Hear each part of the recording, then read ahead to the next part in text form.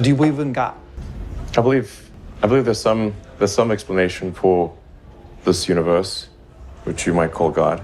You might call it God, but let's talk about curiosity. It really opens your eyes, doesn't it? It pushes us to question everything we think we know. And no one embodies this spirit of inquiry quite like Elon Musk. Most people know that Elon's life has been pretty influenced by the Bible, but lately he's been diving into some original writings that have been kept under wraps from the Christian church for ages. So, what are these original writings, and how are they shifting Elon's views on Christianity? Let's take a little trip back in time to check out what he's been saying and learning about the original Bible and the earliest Christian texts. It might sound a bit wild, but the idea of an original Bible getting lost in history isn't exactly new.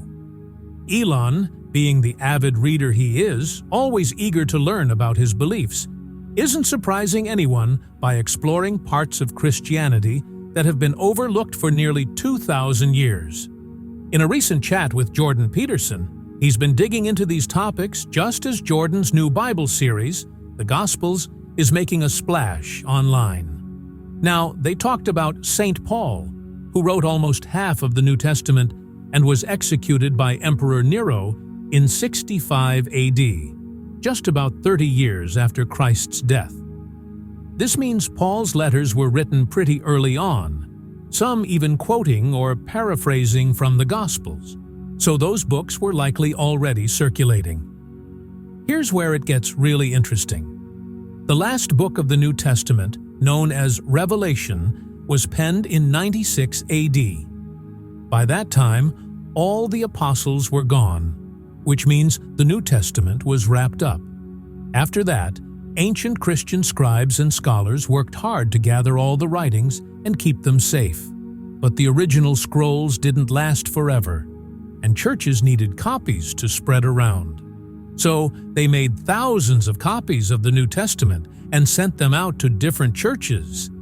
Keep in mind, this was a tricky time because there was a lot of uncertainty about which books should actually be in the Bible. Many writings about Christ's life and teachings seemed a bit sketchy. It took centuries to sort out the New Testament books we have today.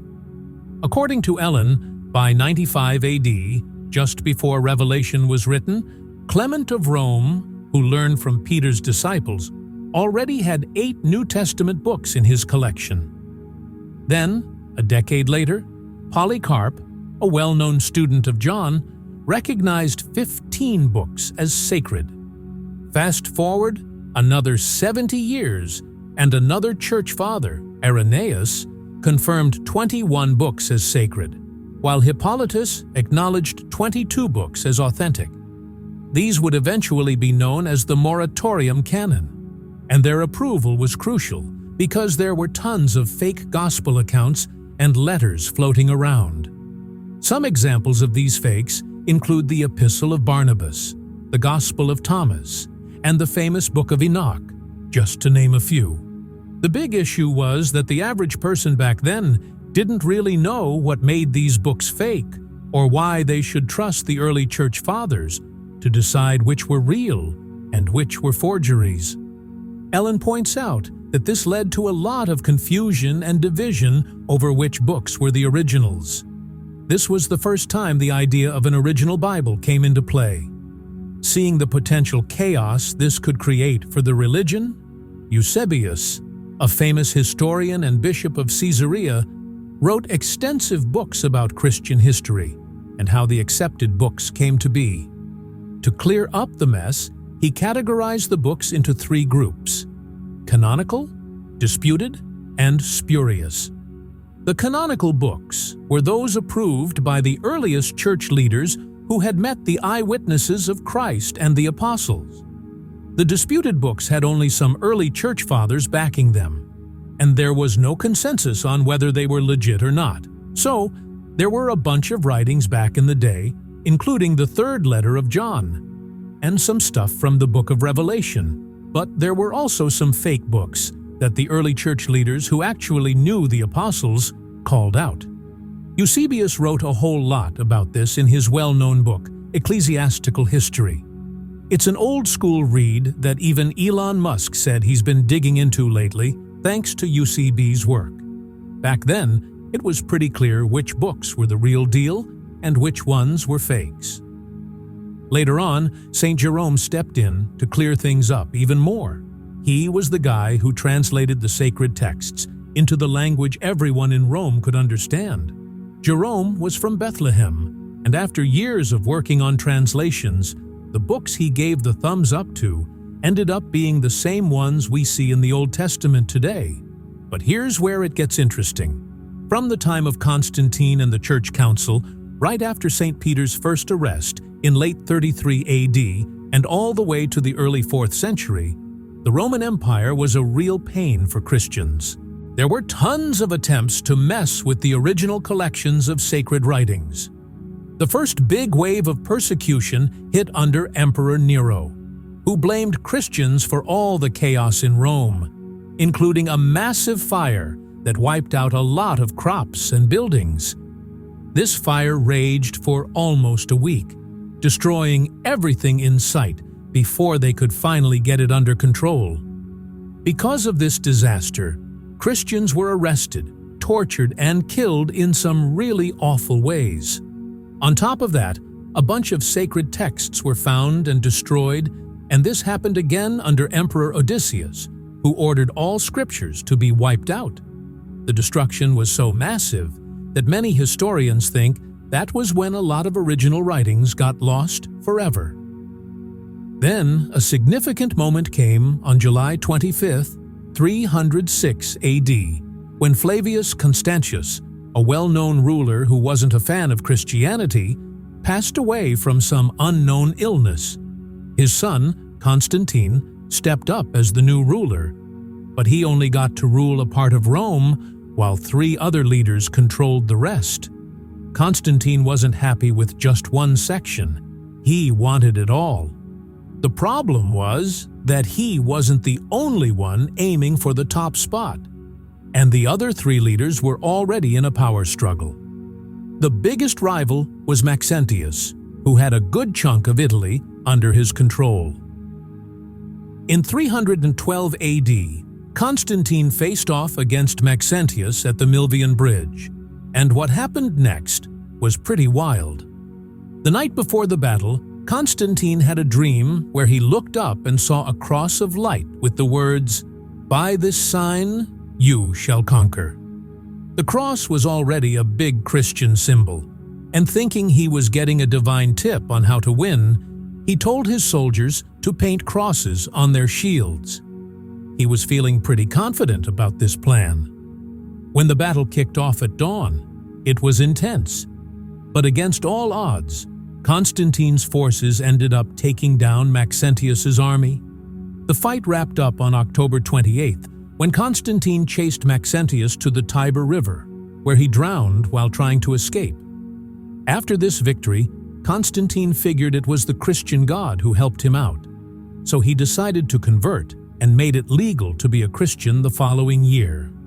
This was a game changer for Christians, saving many from persecution, and it became known as the Edict of Milan.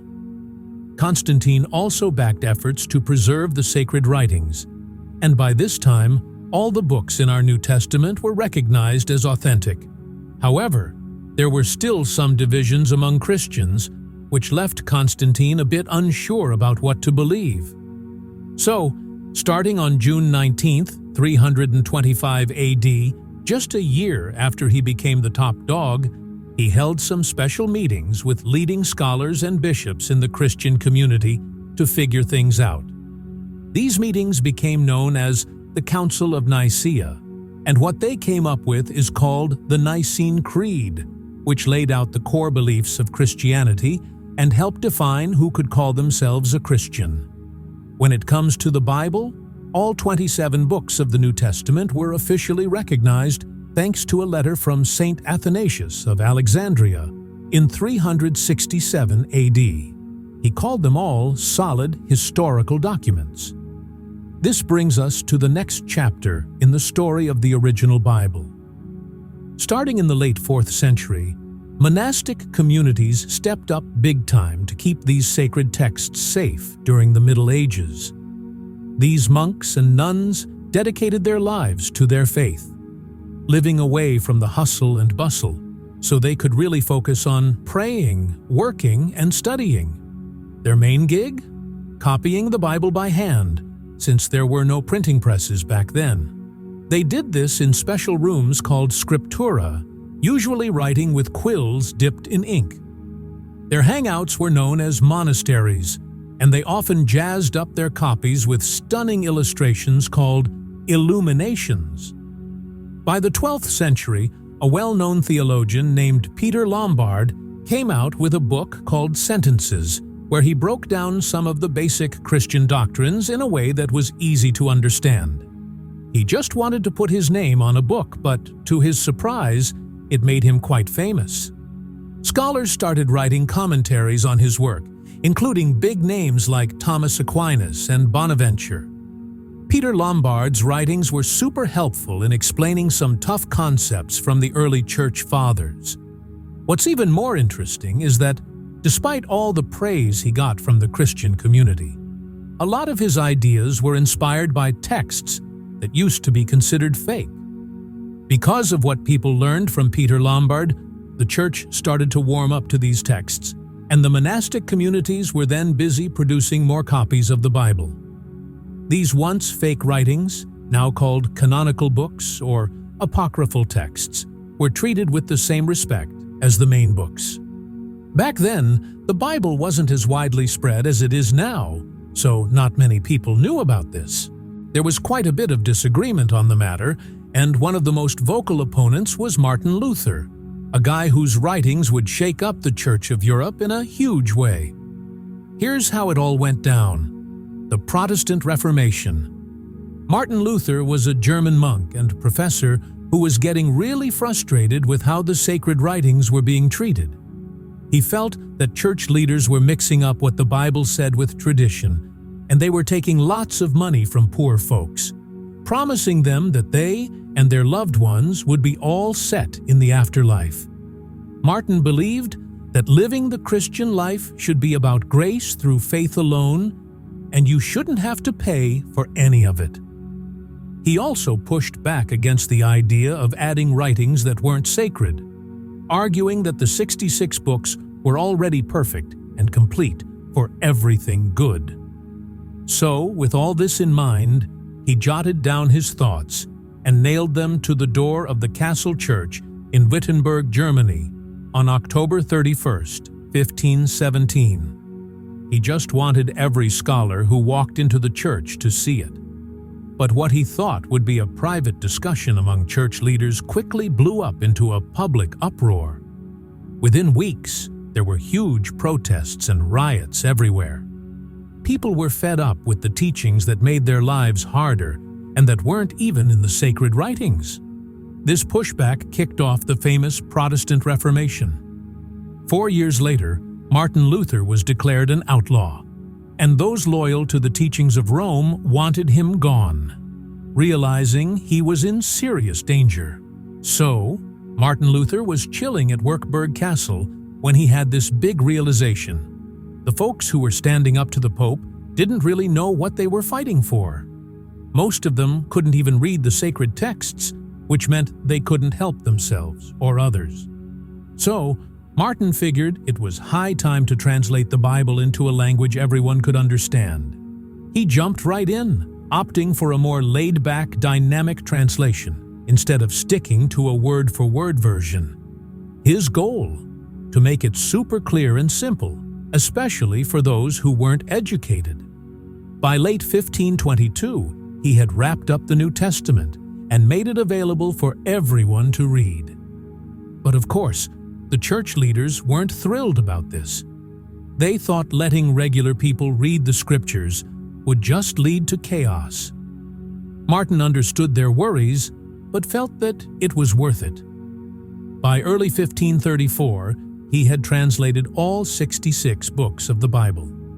Even though he had his own beliefs, he also translated the Judeo-canonical books, but kept them in a separate section after the Old Testament.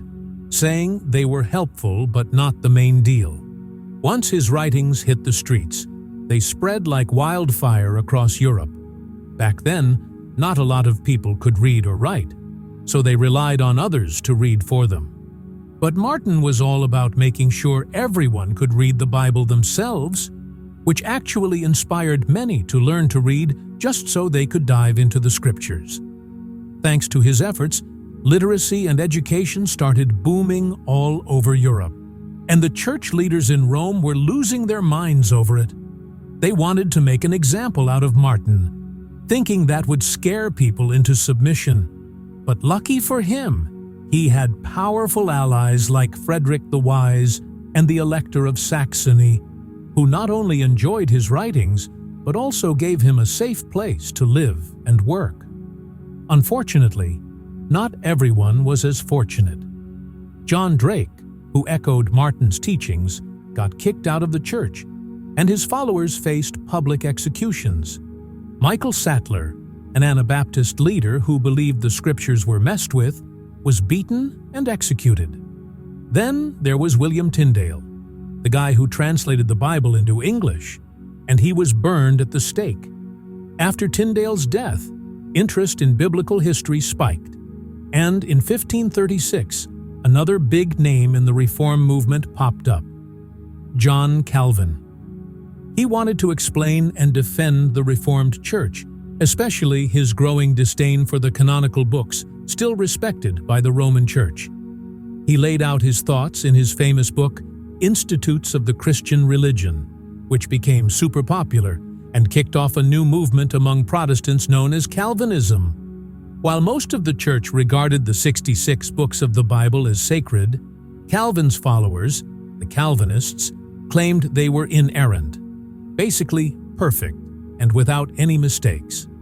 Other Protestant movements thought the dual canonical books deserved some respect, but not the same level of reverence as the others.